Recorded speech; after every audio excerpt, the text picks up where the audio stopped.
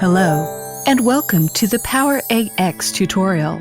This section introduces PowerEgg X's auto return and auto landing functions. Touch the return icon on the left side of the app and swipe to confirm, or press and hold the return button, the second one from the left, on the remote controller, and the drone will automatically adjust its altitude and orientation to return. In case of an accident in flight, you can touch the return icon on the left side of the app or press the button, the second one from the left, on the remote controller, and the drone will hover in place.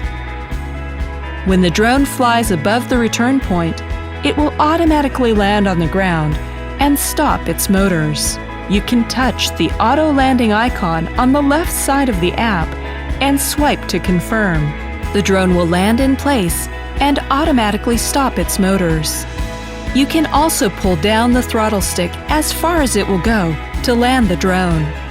After the drone has landed, keep pulling down the throttle stick until the motors stop rotating. That's all for this session. Thank you for watching.